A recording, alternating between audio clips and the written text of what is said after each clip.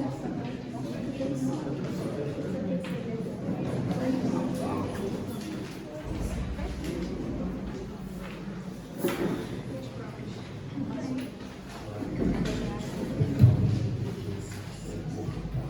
dia,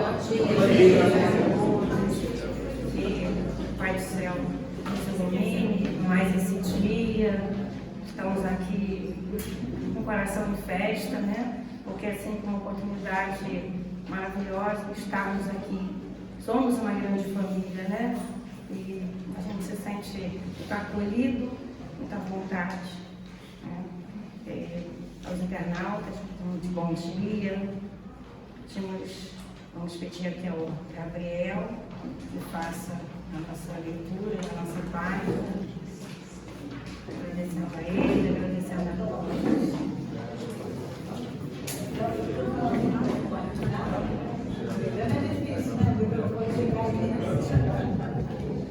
Bom dia a todos. Livro Caminho, Verdade e Vida, de Francisco Cândido Xavier, pelo Espírito Emmanuel. Lição 153, os passes. E rogava-lhe muito, dizendo: minha filha está moribunda, rogo-te que venhas e lhe ponhas as mãos para que sare e viva. Marcos, capítulo 5, versículo 23. Jesus impunha as mãos dos enfermos e transmitia-lhes os bens da saúde. Seu amoroso poder conhecia os menores desequilíbrios da natureza e os recursos para restaurar a harmonia indispensável.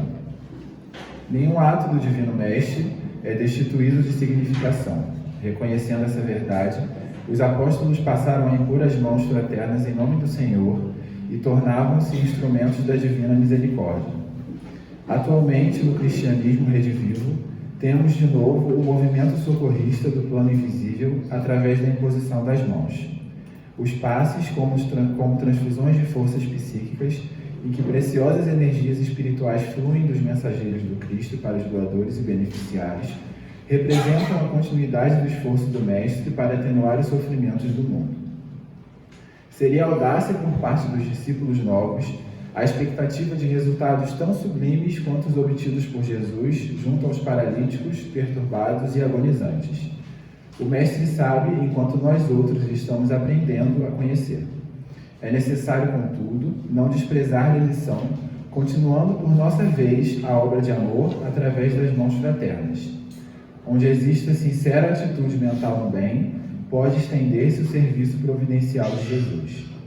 Não importa a fórmula exterior, cumpre-nos reconhecer o bem que pode e deve ser ministrado em seu nome.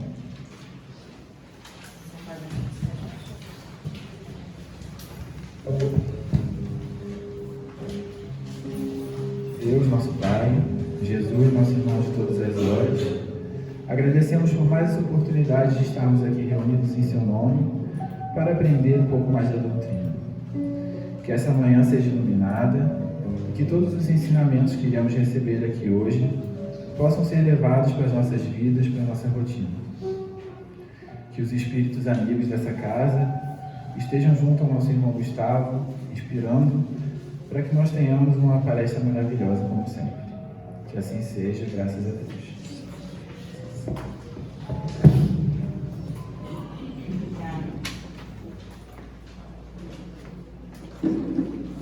Como o Gabriel já falou, né? O nosso irmão Gustavo, aqui à frente para o estudo de hoje. Eu vim pedir os celulares, né? Quem puder colocar aí, desligar ou botar no vibrador, né? Para que o som não atrapalhe. E vamos aqui aguardar o Gustavo. Está aqui conosco. Obrigado, minha amiga. Bom, Bom dia. Bom dia. Mais uma vez, uma satisfação muito grande estar aqui com vocês. E hoje, nosso tema é mediunidade na Bíblia. Quando é que a Bíblia traz para nós os exemplos e as passagens em que a mediunidade se faz. E eu já queria pegar o primeiro gancho da página hoje preparatória, né? Que ela nos fala sobre passe.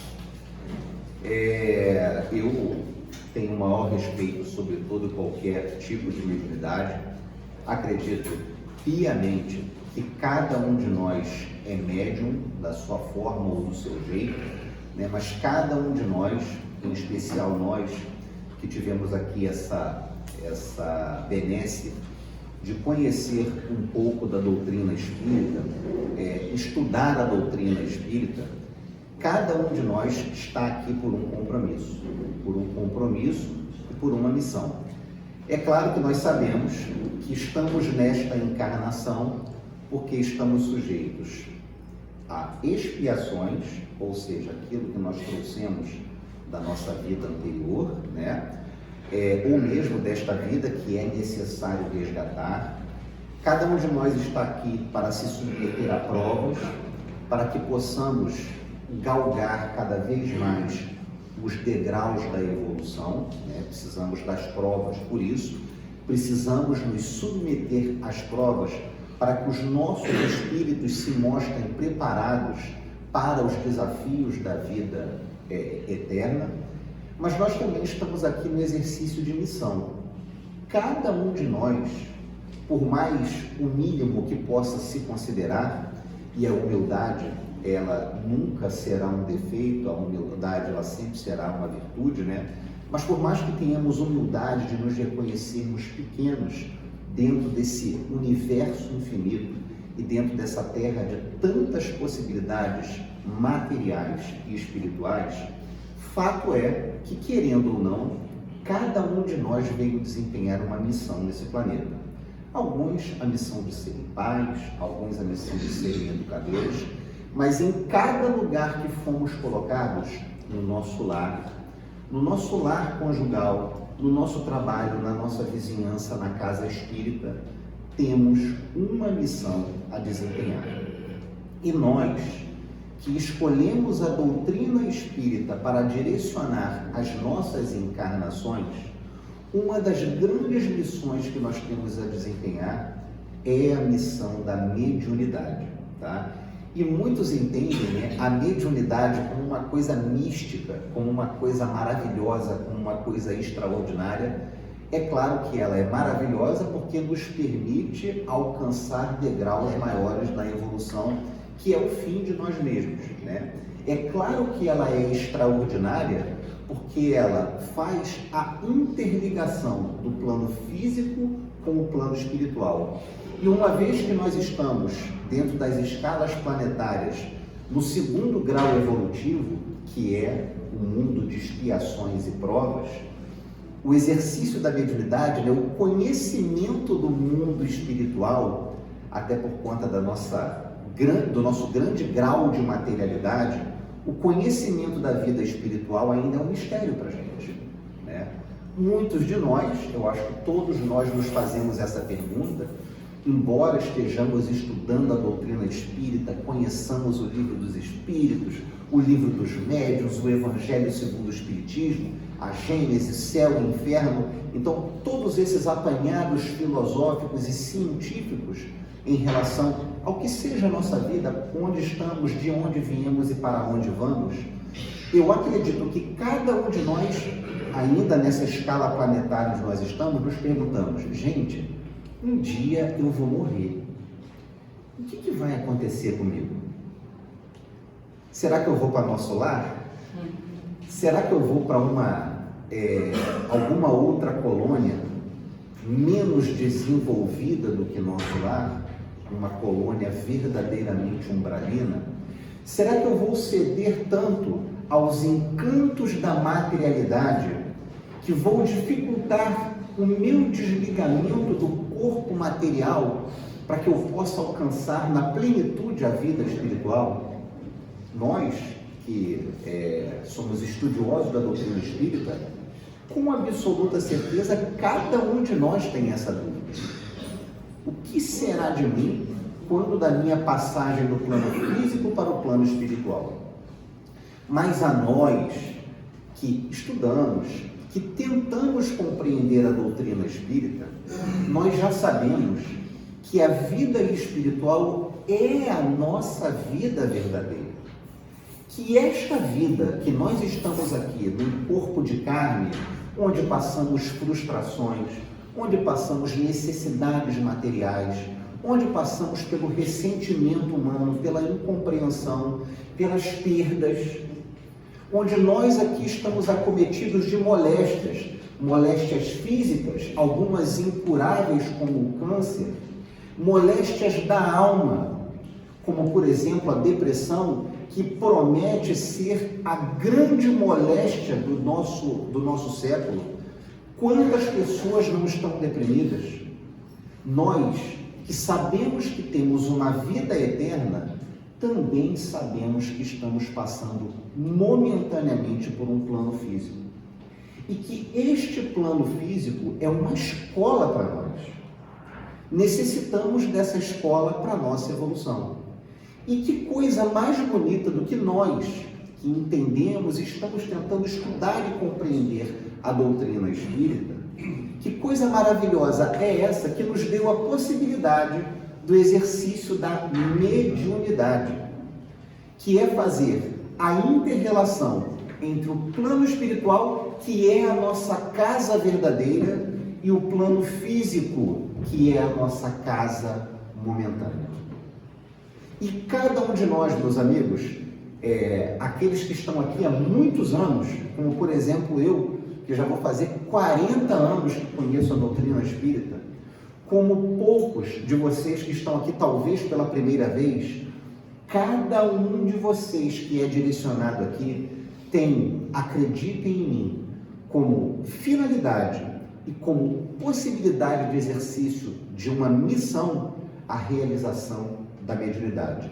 E a mediunidade, embora ela nos abra as portas para esse plano espiritual que nós entendemos ainda muito desconhecido para nós, mas que é a nossa verdadeira casa, né? Essa mediunidade, ela não se trata de uma questão meramente espiritual. A mediunidade é uma aptidão física que nós ainda não conseguimos estudar na plenitude dentro da ciência como nós conhecemos hoje, mas a mediunidade é uma aptidão física que cada um de vocês presentes aqui a tem dentro de seus espíritos. Então, assim, é uma aptidão que cada um de nós tem e que é necessário que através do estudo, um estudo metódico, um estudo dedicado, é necessário que cada um de nós aprenda em que nível está a nossa mediunidade. Como poderíamos fazer para equilibrar a nossa mediunidade? E o mais importante de tudo, como essa mediunidade pode ajudar ao meu próximo, seja ele no plano físico, seja ele no plano espiritual. Então, uma vez que nós entendemos o que é mediunidade e como isso é um dos pilares da filosofia espírita, vamos fazer um histórico para que nós possamos lembrar as várias passagens dentro do nosso principal livro religioso. Nós que nos dizemos cristãos, vivemos num país cristão, vivemos numa comunidade de conhecimentos cristãos. Como que nós vemos a mediunidade nesse livro maravilhoso que nos foi legado como código moral e como código legal de como deve ser a nossa conduta no planeta Terra, que é a Sagrada Bíblia. Nós sabemos, né, até porque acho que a grande maioria que está aqui talvez não seja de lar espírita. Talvez a maioria que está aqui seja de um lar católico ou de um lar protestante, né? Que são as duas denominações mais conhecidas do cristianismo dentro do Brasil. Então, como cada um de nós saiu do catolicismo ou do protestantismo, ou de lares que tenham essa formação religiosa, cada um de nós lembra do seguinte: a Bíblia, como nós conhecemos, ela se divide em 2 testamentos: o Antigo Testamento e o Novo Testamento. O Antigo Testamento, que vem desde a Gênese planetária, passando por todos os profetas, até chegar a ideia de Jesus, onde se inicia o Novo Testamento, passando pelos Atos dos Apóstolos, passando pelas cartas de Paulo, até chegar às cartas dos outros apóstolos e, por fim, o livro do Apocalipse. Então, a Bíblia, ela é dividida nesses dois testamentos, antes de Jesus, depois de Jesus. E tudo que nós vamos falar aqui nesse momento é do Antigo Testamento, ou seja, antes da chegada do Mestre Jesus no planeta. E já de cara, assim, a gente já consegue ver o seguinte: houve, durante toda essa passagem dos antigos profetas até a chegada do Mestre Jesus, todos aqueles livros, basicamente, eles contam a história do povo hebreu. Além dessa história do povo hebreu, esses livros têm o condão de fazer a consolidação do Deus único.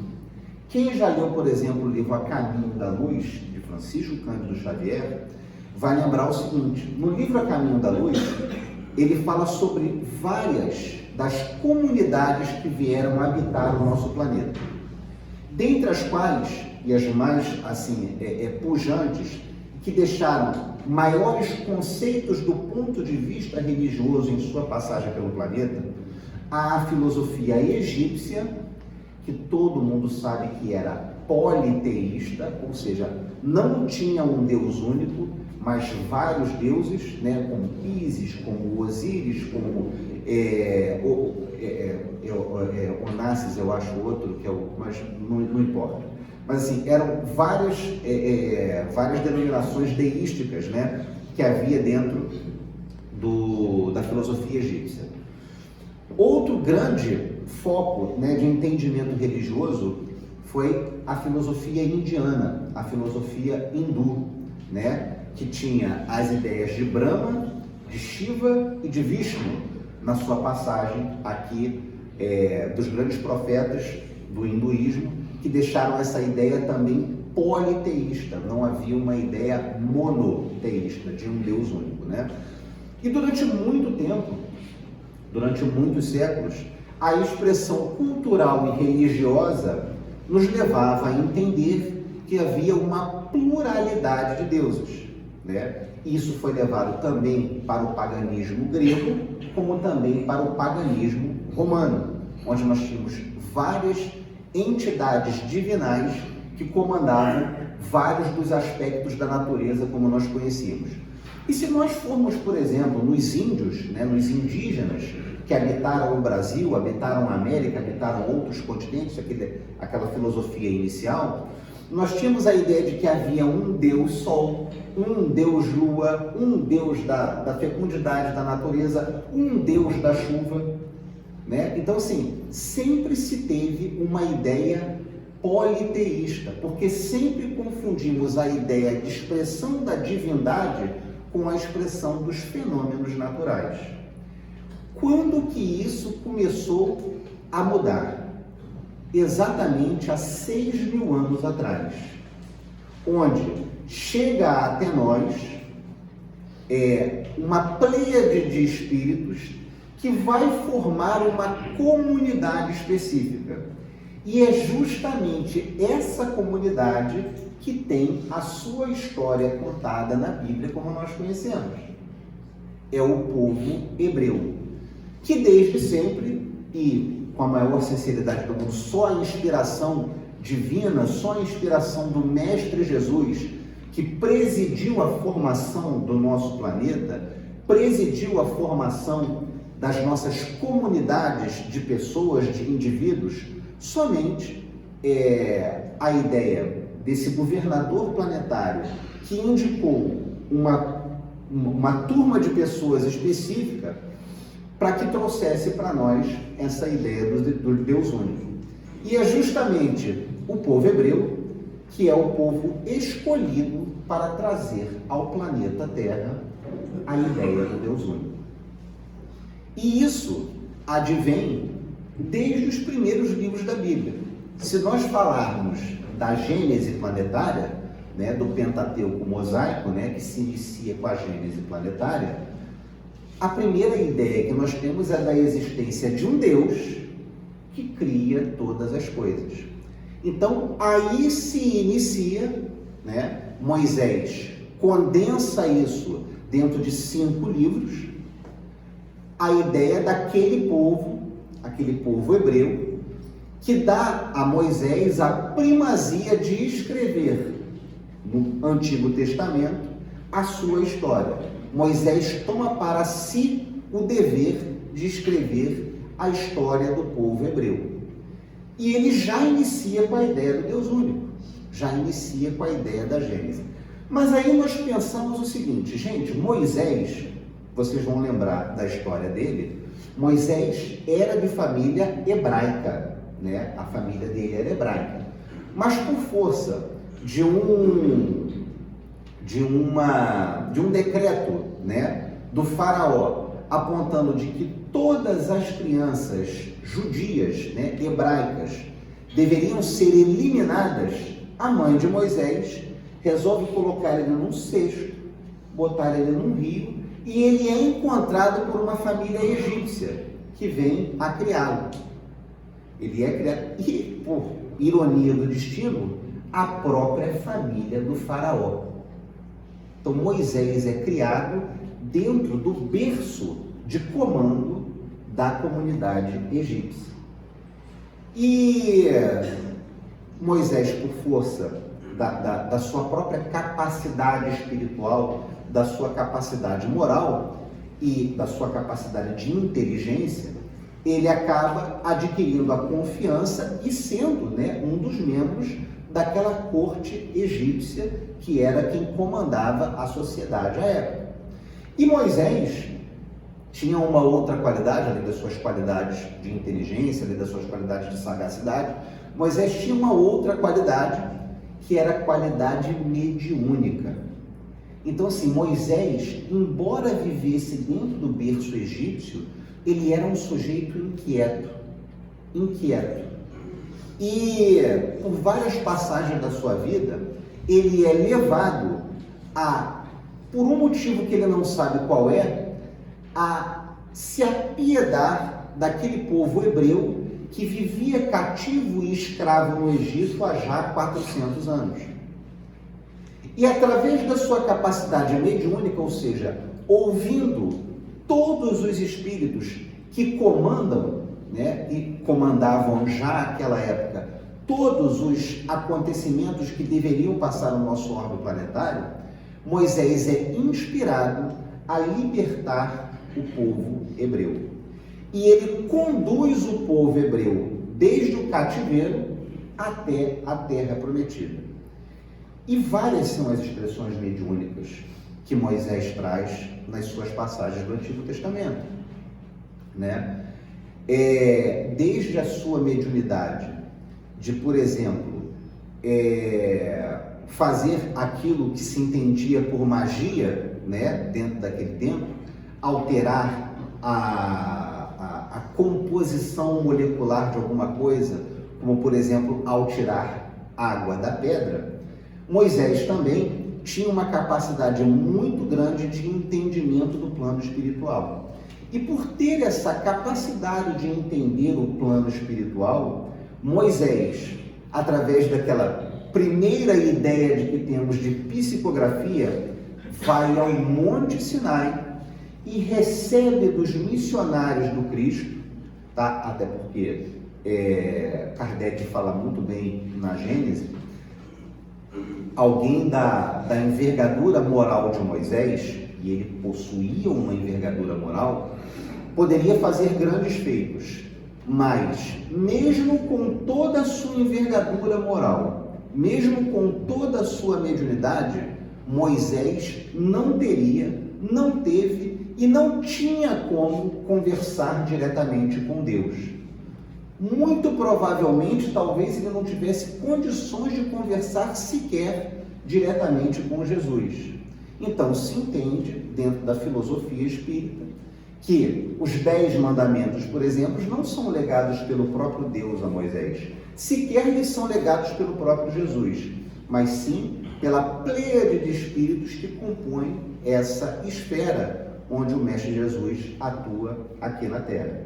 E Moisés recebe o maior código moral do nosso planeta, que são os 10 mandamentos.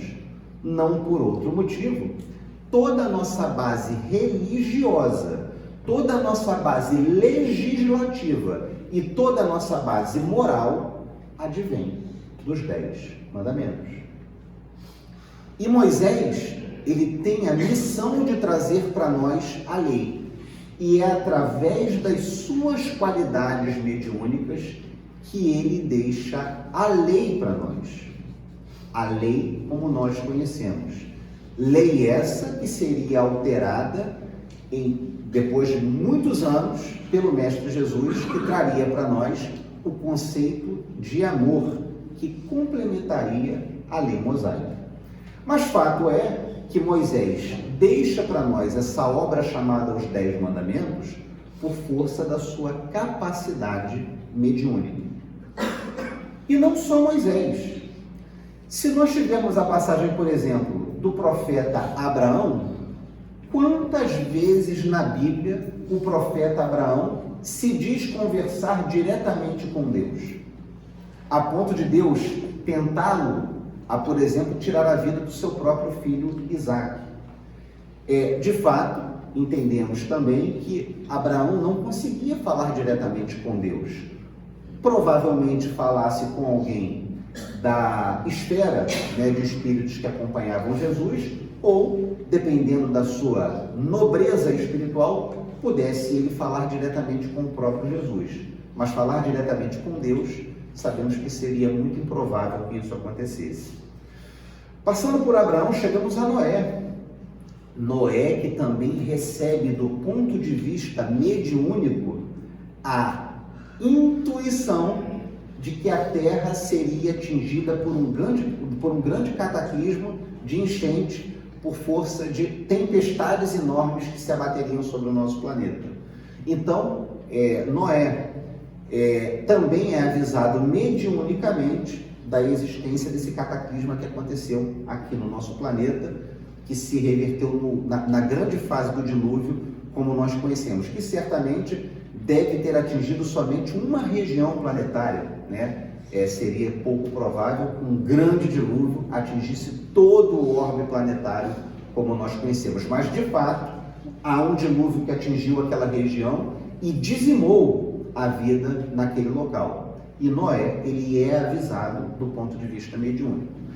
Passamos por Abraão, passamos por Noé, chegamos até Moisés, que inclusive há no livro Consolador um dizer específico apontando que Moisés foi um dos grandes médiuns que habitaram o nosso planeta, tinha uma mediunidade realmente muito poderosa, além da sua força de legislador, tinha uma mediunidade muito grande.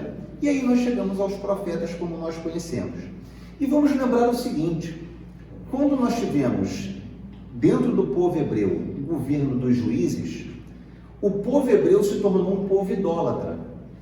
Ou seja, por conta de vários contatos com várias culturas diferentes, o povo hebreu começa a perder a fé e a crença num Deus único e passa a querer acreditar em vários ídolos específicos. Quem é que restaura, através da sua mediunidade, a crença no Deus único? É o profeta Samuel. E o profeta Samuel tem uma passagem muito interessante, eu costumo dizer que tem uma passagem muito interessante na minha vida do profeta Samuel. Eu já falo aqui na casa, para vocês, fico enganando vocês aqui aos domingos, desde 2004, ou seja, já são 19 anos vindo aqui conversar com vocês aos domingos, E quem me conhece desde esse tempo, e alguns aqui já me conhecem desde esse tempo, vão lembrar o seguinte, que sempre, que possível, eu trago alguma coisa de São Francisco de Assis para cá. Eu sou um franciscano assim, incorrigível, E assim, gosto muito do livro Francisco de Assis, é meu livro de cabeceira, estou sempre com ele.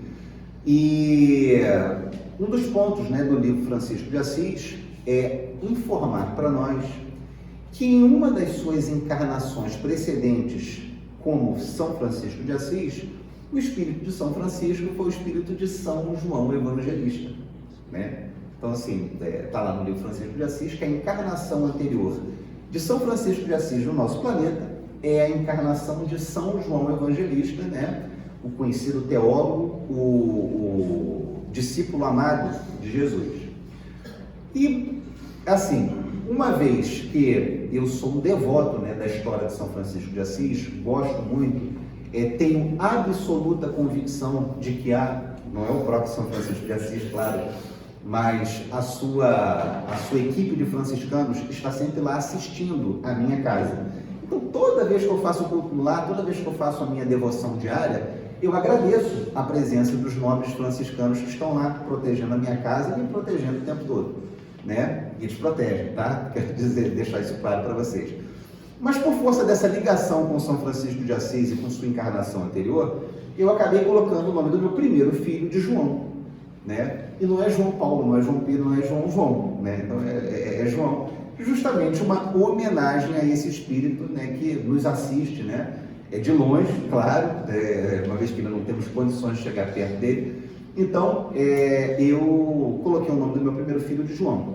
E eu tenho um segundo filho, né? E esse segundo filho nasceu em 2013, justamente quando o atual Papa, né, ele foi eleito para comandar a igreja. Então, só se falava de Francisco para lá, Francisco para cá.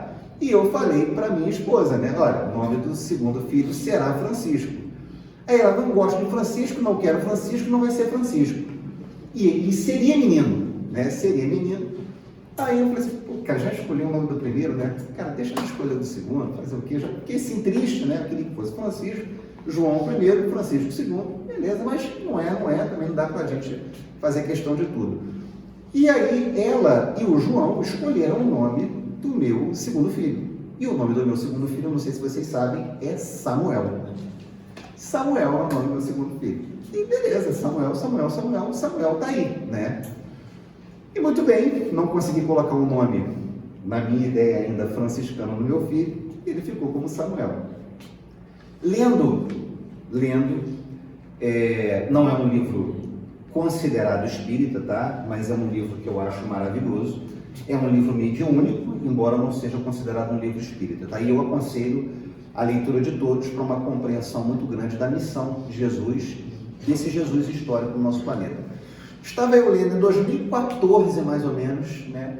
Não, acho que foi 2015. 2015, isso foi, justamente foi quando meu filho teve o diagnóstico de que era autista, né? Em 2015, eu estava lendo o livro O Sublime Peregrino, de Ramatiz, que versa sobre o Jesus histórico. E numa das passagens, né, e é um livro de perguntas e respostas, assim como é o livro dos Espíritos, assim como é o Consolador, é um livro de perguntas e respostas.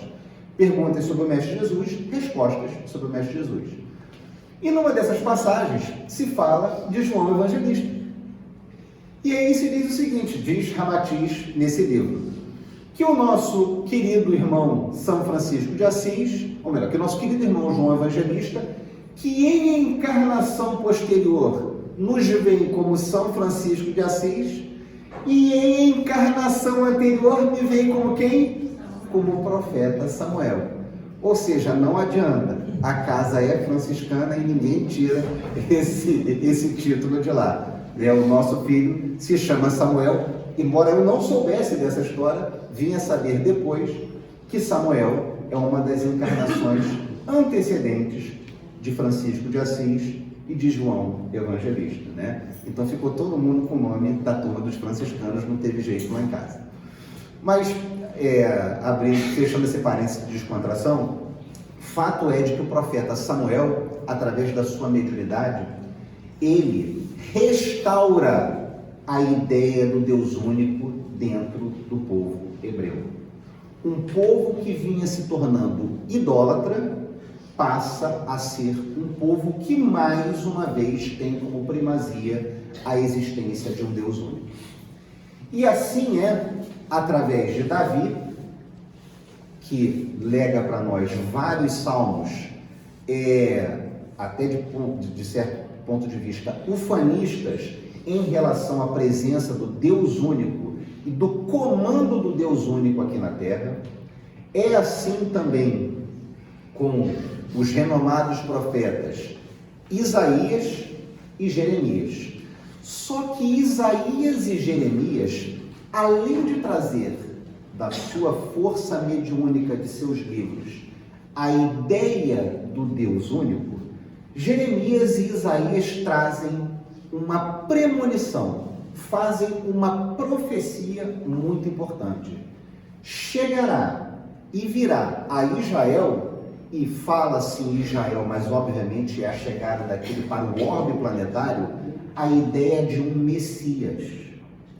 E que esse Messias, o dito Emanuel, ele vai chegar para restaurar todas as coisas. Então, assim, passando por Samuel, a ideia do Deus único, e chegando a Isaías e Jeremias, também a ideia do Deus único, eles trazem um novo cenário, que é a presença de um Messias. E quem é esse grande Messias que é anunciado pela mediunidade desses dois profetas? Jesus Cristo. E Jesus chega a nós, né, chega neste planeta num momento complicadíssimo. O povo hebreu acreditando no Deus único, mas comandado pelos romanos, que tinham uma filosofia politeísta. E os romanos comandavam a força, o exercício intenso, o exercício quase bárbaro da força. E o povo hebreu não baixava a guarda, continuava acreditando no Deus único. Continuava acreditando no Deus único. O povo romano, um povo conquistador, conseguiu levar a sua plena cultura para todo o mundo onde nós conhecemos. Onde você for na Europa e onde você for na Ásia, há um traço da filosofia, da legislação e dos costumes romanos. Em muitos lugares, eles conseguiram, inclusive, incorporar e fazer uma fusão desse politeísmo, por exemplo, quando eles conquistaram a Grécia.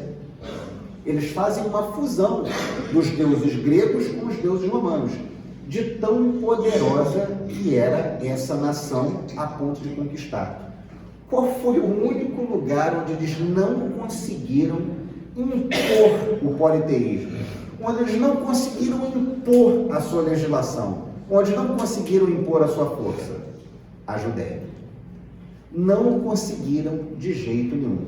E é nesse momento que Jesus chega.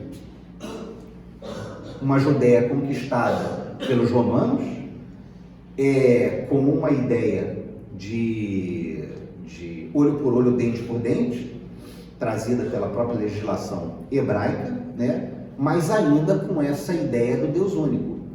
E Jesus, né, ele muda, né, faz um câmbio desse Deus único, o Deus dos exércitos, o Deus punitivo, para um Deus de amor.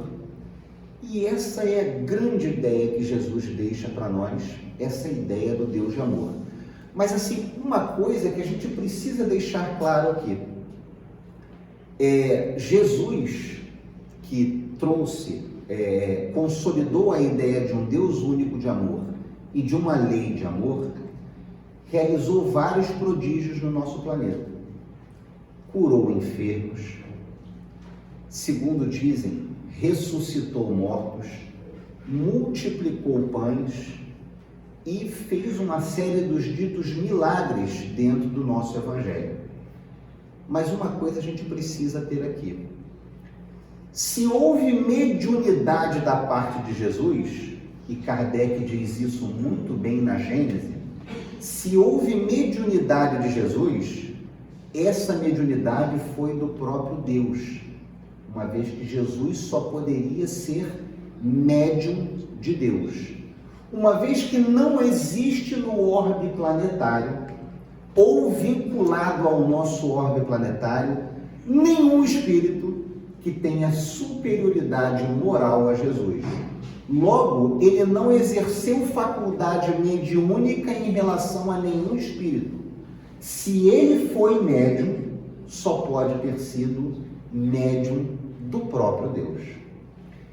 Quem já leu o Sublime Peregrino, por exemplo, observará que o espírito de Ramatiz aponta que, e isso é uma controvérsia que não é dentro da doutrina espírita, e sim uma controvérsia dentro do espiritualismo, que são coisas diferentes, né? Ramatiz nos aponta que existe um Cristo planetário acima de Jesus. Ele afirma peremptoriamente isso. Mas nós, dentro da doutrina espírita, ainda não conhecemos nenhum espírito, ou ainda não nos foi revelado nenhum espírito que tenha primazia moral em relação a Jesus. Logo, por isso que Kardec também afirma categoricamente na Gênese que se Jesus foi médium, só poderia ter sido médium de Deus, uma vez que nenhum espírito possuía envergadura moral para hierarquicamente se posicionar acima dele.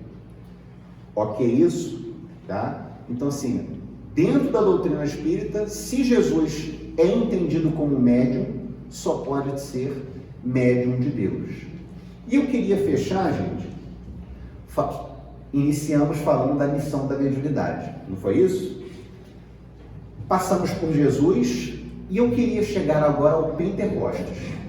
Pentecostes é uma passagem específica dentro do livro de Atos dos Apóstolos. E para nós, estudiosos da doutrina espírita, é o Pentecostes que vai inaugurar a nova fase de mediunidade no planeta Terra, ou seja, a maturidade mediúnica no nosso planeta. Sempre houve médiuns? Acabamos de trazer vários exemplos bíblicos da ideia da mediunidade na Bíblia. Mas, quando nós temos o Pentecostes, é a maturidade mediúnica do nosso planeta. A nossa mediunidade sai de uma infância experimental e inicia uma ideia de consolidação científica do que seja a mediunidade.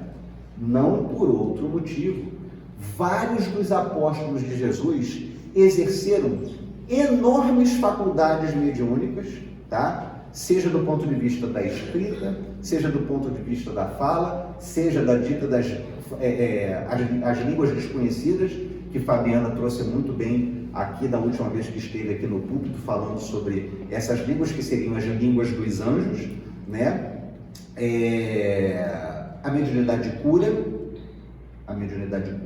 os apóstolos curaram vários enfermos, assim como o próprio Jesus o fez, só que diferente de Jesus, que utilizava a sua própria carga energética e também por ser médium de Deus, as curas realizadas pelos apóstolos do Cristo só poderiam ser realizadas pelas únicas mãos capazes de curar dentro do nosso planeta, que são as mãos energéticas e espirituais do Mestre Jesus. No próprio livro Francisco de Assis, quando ele faz a cura de um leproso com a água de flores de uma gamela, ele deixa muito claro que a operação mediúnica para a cura da lepra daquele irmão, ela só pôde se operar porque Jesus operou com as mãos de Francisco para que aquela pessoa pudesse ser curada. Então, curas dentro da nossa evolução espiritual e dentro da nossa evolução planetária só são possíveis no nosso planeta através das mãos divinas do Mestre Jesus e através da sua energia. Então o Pentecostes, ele traz a maturidade mediúnica no nosso planeta. E essa maturidade mediúnica, ela atinge cada um de nós. Se hoje nós podemos fazer o que chamamos de prodígios através da psicografia, através da psicofonia, através do passe, que foi objeto da nossa primeira lição do dia de hoje, todas essas manifestações mediúnicas que são feitas por cada um de nós, elas só são possíveis porque este planeta e nós estamos aqui, atingimos a nossa maturidade mediúnica. Que possamos utilizar a nossa maturidade mediúnica para auxiliar, para ajudar, para amparar, para consolar. Essa interseção entre o plano físico e o plano espiritual é uma missão que precisa ser exercida por todas nós, e que todos nós possamos exercer essa missão com amor, com espírito fraterno, com espírito de boa vontade, auxiliando quem precisa, porque quando nós auxiliamos a quem precisa, os primeiros auxiliados somos nós mesmos. Então, a nossa mediunidade, a nossa psicografia, a nossa psicofonia, o nosso passe magnético, ele existe para que nós enxuguemos lágrimas. A nossa missão neste planeta é trazer um oásis de paz a um mundo tão conturbado. Sempre que nós encontrarmos uma pessoa chorando, sempre que nós encontrarmos alguém acabrunhado, sempre que nós encontrarmos alguém com dificuldade, lembremos, somos espíritas, acreditamos na felicidade eterna e que cada um de nós caminha degrau a degrau para essa felicidade. E a melhor forma de nós alcançarmos essa felicidade é consolando quem precisa. E que melhor forma de consolar quem precisa quando nós, que já temos compreensão, podemos fazer essa leitura do plano físico para o plano espiritual, trazendo essas vibrações tão importantes do plano espiritual para o plano terrestre. Amigos, somos espíritas, somos oásis num deserto de incompreensão nesse planeta. Nós já compreendemos que seremos felizes. A única forma de nós colocarmos isso em prática é fazendo bem. Façamos o bem através da nossa mediunidade. Façamos esse trabalho de interpenetração de dois mundos e ajudemos aqueles que precisam a curar as moléstias da alma que todos nós ainda carregamos um pouco. Consegui terminar o tempo. Bom domingo para vocês. Excelente semana. E a água? Deixa eu te dar um abraço.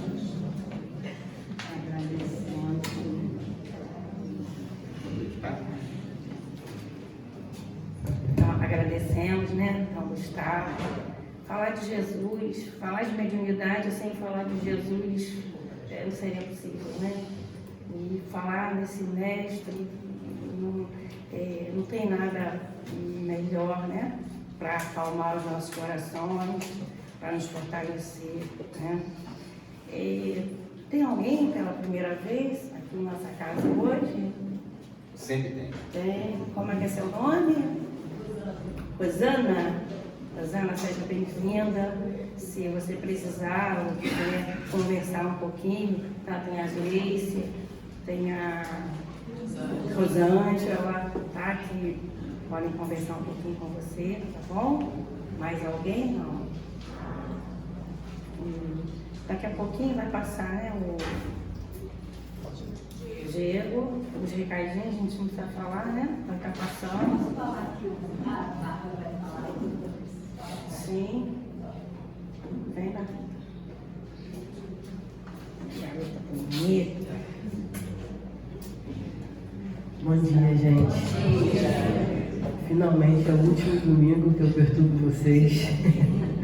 Último domingo antes da peça. A peça, enfim, é semana que vem, né? É sábado. E ainda tem ingresso, né? Para o pessoal aí que é a primeira vez que vem. Sábado que vem a gente vai ter uma peça aqui no Noviana. O ingresso está R$ 25. O nome da peça é Moradas do Pai. Depois o Diego vai passar um videozinho, né, um resuminho da peça, uma propaganda. E agradecer ao pessoal que já está se oferecendo para doar as sobremesas, doar salgado também. Quem quiser também pode, estou com a listinha lá, para quem quiser se oferecer, para doar alguma coisa para a cantina. E quem quiser ingresso pode me procurar, quem quiser reservar pode me procurar aqui, que a gente ainda está reservando ingresso. Tá bom, pessoal? Então, sábado que vem, dia 17 de junho, a partir das 5 horas, a gente está aqui e a peça começa a partir das 18 horas. Obrigada. Vamos aproveitar, né? Bom dia, gente.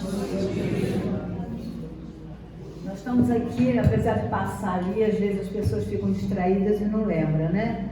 Então, nas nossas campanhas, viu, da obra do berço, precisa sempre de flanelinha agora nesse inverno,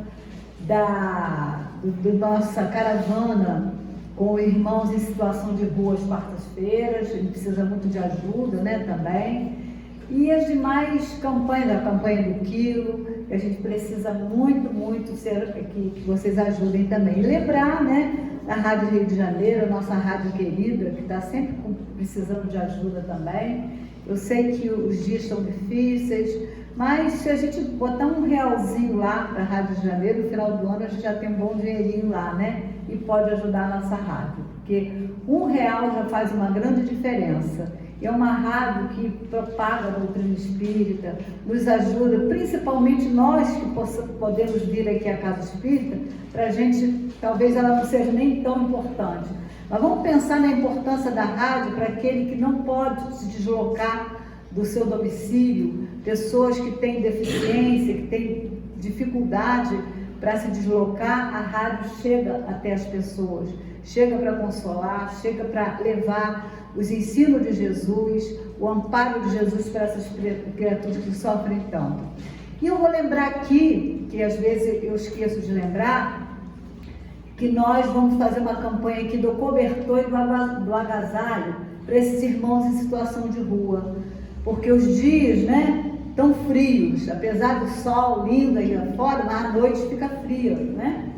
E eles precisam muito. Por quê? Porque eles não podem lavar, né? Então estão sempre descartando.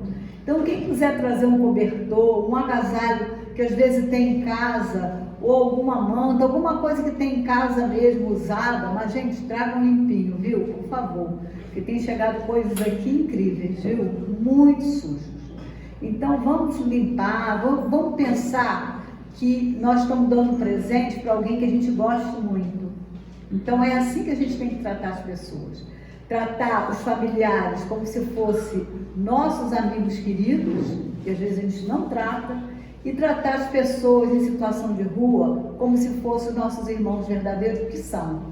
Então quem puder, né, trazer um agasalho, trazer uma manta, mesmo usada, já vai ser de grande valia para esses irmãos que não tem nada, tá? Lençol, né, Vera? A gente precisa muito disso e a gente sempre esquece de fazer essa campanha. Vai entrar agora o inverno, né? Esse mês está entrando o inverno e a gente vai precisar muito, tá? E mais uma vez, reforçando lá atrás tem são duas situações que a gente precisa entender. Primeiro é a desobsessão, que a gente tem uma caixinha marrom escrita desobsessão, que ali é o nome das pessoas que se sentem, né, atingidas por esses irmãos. Às vezes não estão bem, às vezes estão sentindo influência, então o nomezinho é desobsessão. E o nome também do tratamento, que é o físico, né? Quando a gente tem uma enfermidade, que a gente precisa de ajuda, vamos colocar. Aí a desobsessão é nome e endereço. Os espíritos podem achar o nome e endereço? Pode, mas pode facilitar porque é complicado, né? E lá o tratamento, nome, endereço e a enfermidade, que muitas pessoas estão esquecendo, né? A enfermidade. Qual é a enfermidade? Então, lá na caixinha branca, vocês colocam nome, endereço, se estiver no hospital, o hospital, se estiver em casa, o endereço da casa, tá bom? Não vamos esquecer. E vamos melhorar um pouquinho a letra, né? Porque tá difícil, sabe? Eu tô velha, viu, gente? Às vezes, na desobsessão, para ler, nossa, eu falei assim, meu Deus. Meu Deus, como é que eu vou ler isso? Então, se puder botar a letra de forma, uma letra assim mais visível para a gente poder ler, tá bom? Porque ainda temos dificuldade, não temos ainda o olhar do super-homem, né? Então, o meu olhar ainda está difícil, mesmo com óculos, tá? Então, vamos facilitar a letra para a gente poder ler os nomezinhos direito. E quando for desencarnado, coloque ali, né? Desencarnado. Os espíritos podem saber, sim, mas como eu disse, se puder facilitar, por que não, né? Então é isso aí, tá, gente? Vamos comparecer ao teatro mais uma vez, né? Vai ser uma... Nós já tivemos peças aqui, vamos ter mais uma vez, e quem sabe, né? Quantas peças, filmes a gente vai poder proporcionar para vocês, tá bom? Um grande domingo para vocês, muita paz no coração de todos. Obrigada. Ontem eu quase quebrei um negócio lá quando fazendo palestra, agora eu quero roubar aqui. É assim mesmo, né? Estou um pouquinho resfriada. Mas aí, estão aí os recadinhos, né? Pela Gleice.